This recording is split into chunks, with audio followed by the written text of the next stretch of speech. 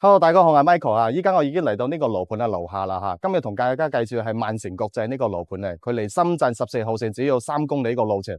咁我身後咧有一個最高嘅一個樓嘅叫做一中心啊，都係會用地標線嘅一座樓嘅。佢樓下咧仲有天虹商場啦，同埋三和醫院啊嚇，三甲醫院、三和醫院。咁我側邊呢度係巴士站啊，大家可以睇下呢個巴士站嘅路線嘅。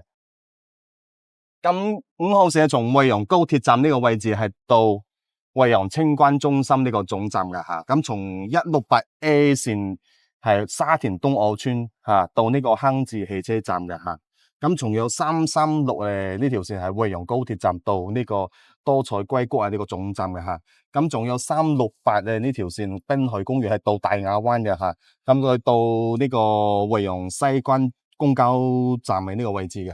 咁仲有新會二線係從呢個科技園咧到呢個深圳地鐵14號線呢個沙田站噶啦吓。咁仲有新會二支線從呢個樓盤星河單提呢個樓盤咧，直接到呢個深圳地鐵14號線呢個總站嘅吓。咁仲有一個 M4E 呢個三河醫院路口咧，直接到呢個沙田地鐵站嘅2號線嘅吓。咁從呢個往前行一啲咧，就係呢個樓盤嘅底商。咁啊，樓下呢度咧，佢開咗有超市啦、便利店啦，生活就非常之方便嘅吓。咁對面呢度咧，仲有一個5星級嘅一個酒店，叫做金海外國際酒店啊吓。佢呢度好多大陸啊、好多香港啊，翻嚟呢度咧，都係嗰啲飲茶住宿都非常之方便嘅嗬。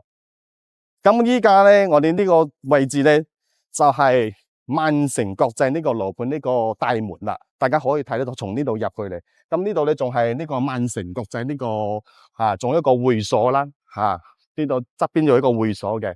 咁我哋依家事不宜遲，入去花園望一望先。Hello， 大家好，我依家上嚟呢個屋苑啦吓。咁大家睇下呢個林園啦吓。咁呢個花園咧個綠化率係達到一個35%一個綠化率嗬，可以睇落去非常之靚，好似一個公園咁嘅嗬。咁我哋直行呢個位置咧就係第3期一個開發啦吓。佢總共係有3期開發嘅，一期有9棟，2期有6棟，3期有5棟噶吓。咁呢個物業費係1.5蚊一平方嘅吓，1蚊半一平方嘅，大家可以睇得到呢個管理咧係企企理理啊嗬，非常之乾淨嘅吓，同埋呢個物業保安咧都係做得非常之好嘅，陌生人係入唔到嚟嘅啦吓。咁我哋依家事不宜遲，上個單位望一望先。Hello， 大家好，我依家上嚟呢個單位啦吓，咁同大家介紹呢套房係3房2廳1衛嘅吓，大裝修嘅。咁我身後呢度係入戶門嚟嘅吓，呢個係密碼鎖匙碌卡，可以用指紋鎖入嚟之後咧，右邊呢度係個廚房呢個廚房設計係用一個 U 字形一個設計嘅吓。咁佢左邊兩邊咧係做咗嗰個櫥櫃嘅嗬。咁呢個仲有一個玄關，係個啱啱可以放一部冰箱嘅，1.9米冰箱都可以放得入嘅吓。咁我哋出嚟之後咧，就係呢個係呢個飯廳啦吓。咁呢個飯廳咧係可以坐7個人到8個人都可以坐得入。依家呢個座咧係一個大圓台嚟嘅嗬，大家睇到呢個咁大嘅台都可以放得入，係嘛？咁行到呢個係客廳啦，客廳咧開間係3.5米嘅一個開間㗎吓。咁佢做呢個風格咧係一個現代化嘅設計啦。咁呢個係背景上嚟嘅吓，做咗天花同埋呢啲射燈啦咁佢由嗰啲牆咧，佢係用咗一啲杏色嘅顏色啊所以睇落去非常之高貴感啊。咁出嚟呢個陽台咧，大家可以見到呢個視野係全部遮擋嘅嗬。咁呢個位置咧係離深圳14號線嘅地鐵站咧係好近嘅，只有2公里嘅路程就係呢個右邊嘅方向一直落去2公里可以到地鐵站噶啦吓。所以離深圳好近啊！依家睇到嗰啲大樓咧，都係屬於深圳區域嘅一個範圍之內樓嚟嘅吓。咁呢條主幹道就係嗰個白雲大道啦，直接可以到深圳嘅咁好啦，我哋睇下嗰個房間啦。咁咧入嚟呢度咧，介紹一下呢個客房啦。客房嘅面積係大概6 1.5平方度啦嚇，佢依家放呢個牆係1.2米嘅嗬，同埋一個 L 類型一個落地窗。咁從呢個窗戶可以睇落去咧，視線係非常之靚嘅嚇。咁佢左仲買咗一個衣櫃喺呢度放住嘅嚇，所以呢個面積利用起嚟非常之雖然唔係好大，但係非常之溫馨嘅嗬。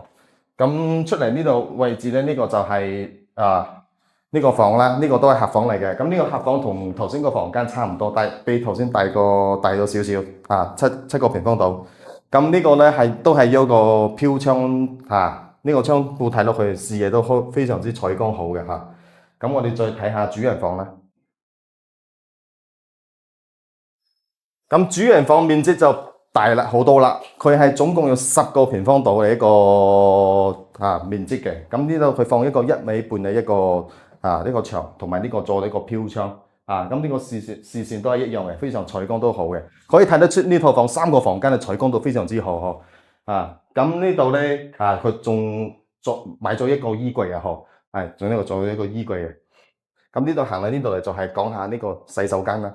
咁洗手間佢做咗乾濕分離嘅嚇，佢呢度有一個玻璃門去推拉嘅推拉個玻璃門嘅，所以沖涼嘅時候咧就唔驚嗰啲水灑出嚟啦，係嘛？呢度有一個馬桶咁佢設計得非常之合理嘅。咁出嚟之後呢度係一個有一個洗手盆同埋加埋呢個智能燈嘅嚇。呢個智能燈咧唔睇到未？我一講嘢佢就亮燈，我唔講嘢佢就着燈啦，係嘛？非常之智能嘅。好啦，我哋評價總結下呢套房先啦。呢套房係總面積係92.36平方3房2廳1衛1廚房嘅。